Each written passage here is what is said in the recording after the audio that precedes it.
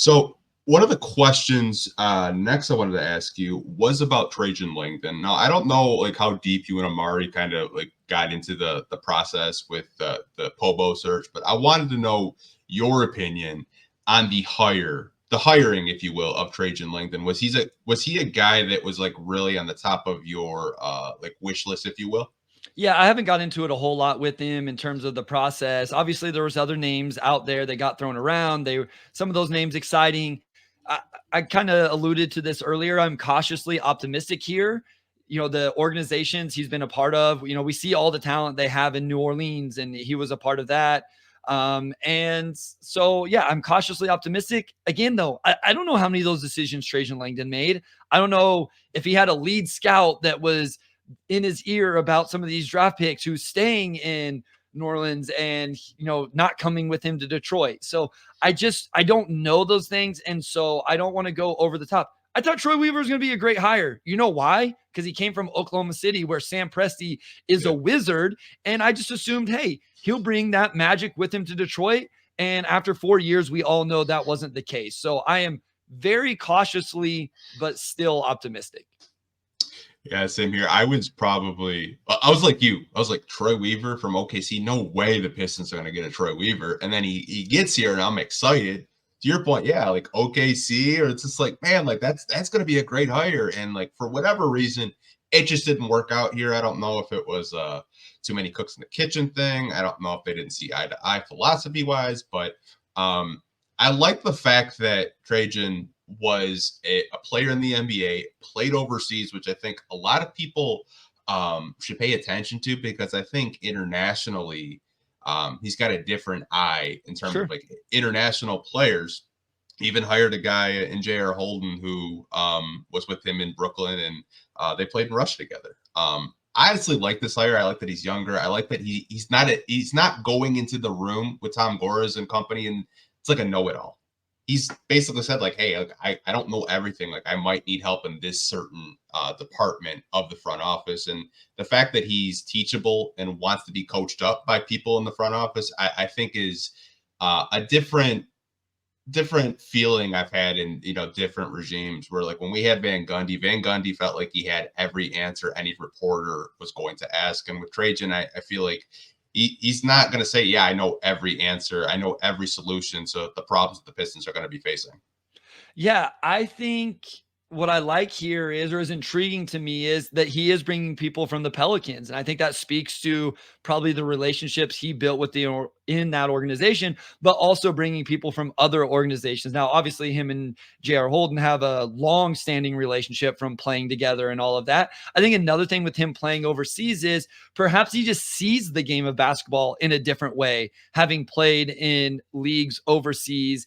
And maybe he can bring some of that in terms of how he wants to build out a roster, or the way he thinks a successful roster can be built, or the way you can play the game of basketball. So again, I keep saying the same term, and I will use it until I do think draft night will give us some insight. So even if we don't get I think draft night tells us more about Trajan Langdon's vision than a press conference would, to be quite honest with you. Mm-hmm. You're going to get front office speak in a press conference, but if he drafts Donovan Clingan at number 5 on draft night, I think that tells us something. If he drafts Ron Holland at number 5 on draft night, I think that tells us something.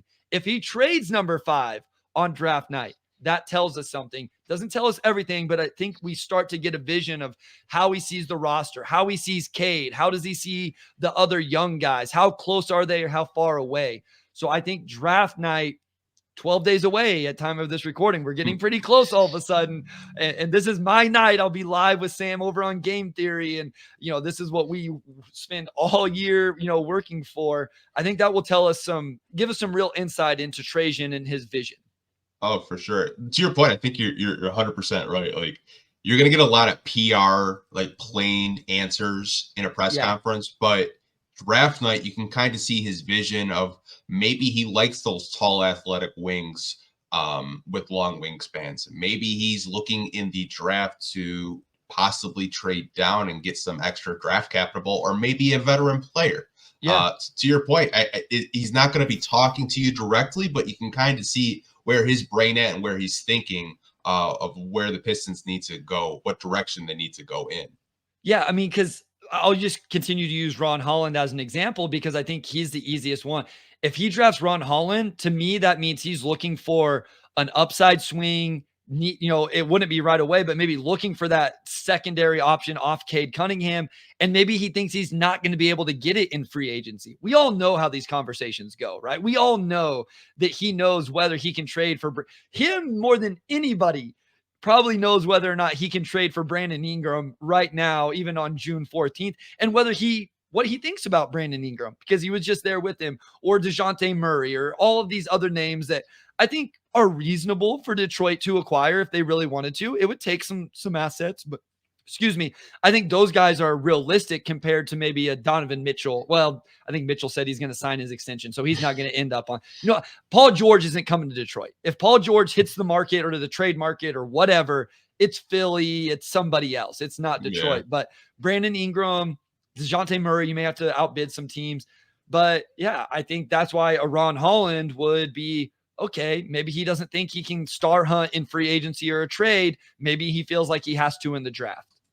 Yeah, like I said, I personally like the hire. I think my biggest thing that I like about him is he's not a know-it-all, because we've had so many guys here that basically say, yeah, I know how to fix this franchise, and then 4 years later we're getting a new GM and a president of basketball operations. It's a returning cycle. I do continue to find that interesting, the way the organization went about creating a new position, hiring somebody in that position. And then, Weaver's not going to stay as the GM unless they hire his best friend as the new president of basketball operations. They offered Weaver a scouting position offside. It was interesting that it wasn't just fire Weaver, hire a new GM. I thought the whole organizational restructure was interesting because I still don't know that we know what any of this means. What does the title actually tell you about what they do? So I just found that kind of interesting that they hired a position above him and then went from there. It was interesting to me. I don't know that it means anything. Yeah, it's like when you have you're trying to pull a Band-Aid, but you don't want to pull it completely off. Yes, just to see. That's what it felt like. Yeah. And then when he said no to the scouting role, they just ripped it off. Like an off-site scouting role is a big, excuse my language, it's a big slap in the effing face. Yeah, it was interesting that they offered him that, and especially since it was off-site almost. It's probably not that big of a deal. Probably more of their scouts are off-site than what we even realized. It just seemed like it almost seemed like there was an emphasis on off-site scouting role, get out of Detroit, get out of out of the room here. And I'll plug it again here. If Detroit wants to offer that position to me, I would be more than happy to interview for that position, because I'm definitely offside out here in Kansas. Yeah, I mean, you can go to some games, check out some scouts. You never know. Yeah.